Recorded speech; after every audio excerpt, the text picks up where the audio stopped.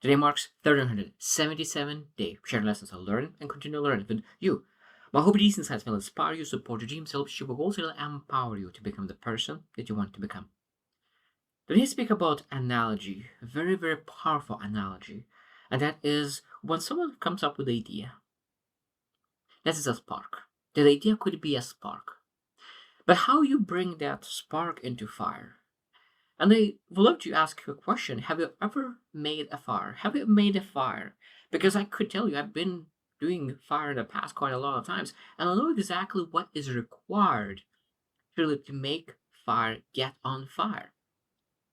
And for example, if you working in the old times, was working very hard to really make two wood to work together, and then you see some smoke a little bit, then there's some sparks, and that means you put a lot of things at the beginning that is very flammable, that is can get catch on fire very fast, and then you put a little bit bigger, maybe logs, kindles, and then you put big logs that gets even more on fire. But at the beginning, when you get the smoke, you still work very hard. And when it gets sparks, you put very like small things that could catch on fire very fast. And when you catch on fire, then you start putting logs because now that fire, that momentum of fire will be able to burn the big logs. But if but what happens if you really start to see the sparks and you start throwing logs in that spark? What happens? The spark will never get to fire. So it's very, very dangerous to put logs when you get spark. As I said, if you put that log, that spark will not be able to get that log on fire. And I think that this analogy is very, very similar to your ideas. Your idea is a spark. You need to protect that spark at all cost. I think the most disgusting part is that a lot of times we have sparks. I think that a lot of times has sparks, and I think every single person has sparks. And sometimes we work for 3 months, for 6 months, for a year to develop a spark, to find a spark to maybe career, maybe a lifestyle, maybe whatever it is. And then bring that spark to other people. And let's say like, look, this I have a spark. And other people start throwing logs at it. They try to grab it. They start to really blow too much air into it, and that spark disappears. And that's why I think that we need to understand that we have a power. If someone comes with an idea, we potentially could motivate and build momentum, or we crash that person and crash that spark. So we need to be very, very careful with that because that is a massive responsibility when other person comes with an idea that they started a week ago, a day ago. What we will do could build momentum or could crash that person that worked on that spark for a long time. I think that's so many people have never achieved success because they shared their spark with the wrong people. Have you ever experienced that? Because I have. I have experienced that. I have experienced that I was working very hard at developing ideas and creative ideas, what they potentially could do. And I thought about the idea I brought to my most important people, and it's like this will not gonna work. There's so many people in that. And I started to question it rather than really thinking about building momentum. I started to question my idea. At the end of the day, the idea was great, but I spent so much time on really understanding that idea. And I think at the beginning of moment, we're not looking to really to capitalize, understand it. We're looking to build that fire. Because when you really have that on fire, it's much easier to use those logs. And this is again, this is when you think about what is that? The spark is idea.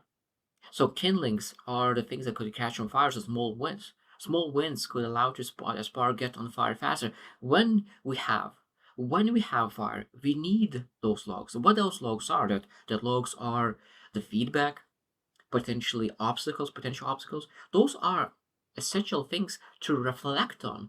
So the people who bring those obstacles will bring those ideas of the things could potentially go wrong, all the feedback, constructive feedback, all those are amazing ideas. Those are amazing things that every single person needs to have in their lives. The only thing is the timing of those logs, the timing of that feedback, the timing of those things that potentially could be obstacles in the future. So when we are in ideation period, when we are in building momentum period, we don't need as much logs. We need very small things that we're able to build momentum on. And I think that that's exactly what we need to really work on to understand that how we can be better with people who bring ideas and how to understand who to share our ideas that they do not destroy our ideas as well. So today we'll share what is the right things to say and what is wrong things to say. So number one, I think that the most important part is validate the courage. Validate their courage. So that means when a person comes with an idea, we need to validate their courage because so many people laying down in the bed watching TV, watching Netflix, playing games, whatever they do, but not willing to take the risk and have courage to try something new. That's again the first thing what we need to validate is effort, validate the courage. Because it might be that the idea is wrong. Might be that there's something that they want to pursue is totally wrong. But I think that the most important part, it doesn't matter if it's wrong or not, but just moving is better than staying stuck. It's like, oh, there's a lot of better ideas. Like most people are stuck in those paralysis analysis. It doesn't matter. It doesn't matter that the idea is wrong. What matters is that they are moving. So validation of the effort is the key. Because if they are moving, I love that the analogy says that when you are moving, when you're driving a bike, it's much easier to control the wheel because it's actually directing somewhere. But if you're standing still, it doesn't matter where you move that wheel, it doesn't change direction because it's still standing still. So that's why validation of the courage is the most important thing uh, to say at the beginning. Second thing is that get curious, not critical. So what it means is that it might be that we do not see what they see. Maybe we do not understand. It might be that we understand as well, but like I think that the first part is get curious. I think that the curious is about the intentions. What inspired you this idea? Like how did they come up with this idea? But coming from curiosity, because if you start to feel that, oh, I know this market, this is not the best market to be in. Again, this is I said that this courage is the key. Like better to move forward, make mistakes than staying still. So that means we need to get curious where what's kind of because at the end of the day, it might be that we do not know something. Maybe something changed. Like now when AI is changing our ways of doing things, maybe something changed. So maybe we are not as aware what's going on as if we used to be in the past. Number three, I think that is again very, very important, is like mirror their energy. If they're excited, we need to be excited. If they are unsure, then we can reassure them. Like there's a lot of things that we're able to really look for vibrations and really make sure that we are helping to feel them better in their endeavor. Because sometimes people have self-doubt. And I think that sometimes they're just looking for some kind of sort of validation. And I think that is very, very important that we could be those kind of people who say like, yeah, do it. As I said, the most important part, I still keep repeating, the most important part is taking action because action teaches us much more than analysis could do. So in 1 month of action, we'll learn more than in 10 years of studying the action. Number four, and I think that's offer permission, not pressure. That means that we are able to really say that you don't need to be perfect to start. And I think that one of the most beautiful sayings in life is just you don't need to be ready to start, but you need to start to be ready. You don't need to be ready to start, but you need to start to be ready. And I think that is when we always remind people that I think that people I feel more comfortable to really pursue that idea. The last one and I think that is what I learned from my brother, and I think that he was one of the best person in that is offer support if and why offer support when needed. So there's one of the best things is that when you will need some support, you will know where to find me. When you will need some support, I will be your safety net. When you will need some support, I will be there to help you out. I don't know what else that help will be. Maybe just be in your corner, just to listen, just to have someone to vent, to clear all your thoughts. Maybe you want to ask for advice. Perfect, I will be there. But just to tell that I will be there for you. I think that's one of the best things that we're able to say when someone comes with idea. The wrong things to say is defaulting into critique or risk analysis. Risk analysis is not the thing that we're supposed to say when ideation is in place. One person has been stuck for a month, 2 months, 3 months, 6 months. maybe a year, maybe in 5 years, person was not doing anything, and finally a person is doing something, moving something. Risk analysis is not the time. That means that the person might be that what they will need to develop first is confidence, courage, understanding that they don't need to be perfect. So that is what they need to develop. So risk analysis is not the most important thing. So we don't need to really say that all the things that potentially will go wrong. That's the wrong thing to say when someone comes with the idea. Second thing is that um, maybe focus shift on yourself. And that means that, oh, I already thought about this idea, but I never did it. Like, oh, like bringing yourself in the picture is not the thing that we're supposed to do as well. I researched that. That's what I learned. Maybe they don't need what you learn right now. They just need your support. I think that there's three types of people that we could potentially share the ideas. One is you can share the idea and then they could be supporters. Second, people could be neutral. They don't support and they don't really sabotage. And third person will be sabotagers.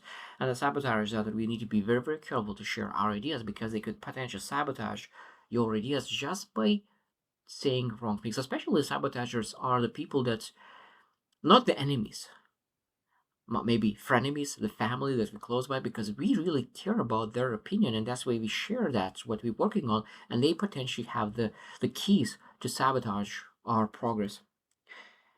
Um, and of course, the third thing that would be potentially wrong thing to say is like passive aggressive comments. So good luck with that. I guess I hope that you will follow it through this time, and it's just almost a sarcasm. Like maybe last time a person, maybe we just didn't do the right thing. Maybe like there's so many different reasons that potentially we quit on of the previous thing, and maybe it was misalignment. Maybe they just we quit because we were weak back then, and we learned new skills. We build our character, so we able to really pursue other thing. It doesn't matter what happened in the past. That's a luggage that we need to leave behind to really move forward. But again, mocking and reminding the past is the wrong thing to say. And the last one, number four, I think that's the wrong thing to say is really giving unsolicited advice. You know what you should do, and you know where you could start, what the angle could be, what's the most important here. Like this is unsolicited advice. So that means a person really worked on that idea. Maybe this is the first time that they share with the idea. Maybe they already considered about that idea for 2 weeks, maybe a month, maybe a couple of months until they finally able to really have enough courage to share that they are working on something. So giving advice is not the most essential thing for them because they need to build momentum. They need to build, as I said, the courage, that character to pursue something, to have those small wins. And when when you see that their fire is really moving, at that moment we're able to ask again. I think that this support is when you need some advice, let me know. When you need some support, let me know. And if they will need some support, because if you give support when they don't ask it, they will not take anyway. So why you need to really waste your time and their time at the same time? So unsolicited advice is a wrong thing to say when someone comes with an idea. And that might be that your advice might be wrong, and if they will try your wrong idea, they will have wrong results. And of course, that will lead to resentment. And I think that the last golden rule is that treat an early idea like a flame. Don't smother it, don't leave it in the wind, cup your hands around it so it has a chance to grow. So it means we need to be we need to protect our spark. Because if you put too much logs at the beginning, it might be that that fire will go down. So I hope that you reflect as well. That I think that is very, very essential. So if you want to be the leader, I think that we need to understand that we will be able to listen to a lot of people ideas, and how to be there for them will be one of the most important things that we'll need to learn as leaders, as parents, as family members, just to make sure that we're able to really guard not just other people's sparks, but our own sparks as well. So I hope you choose to win, and see you tomorrow.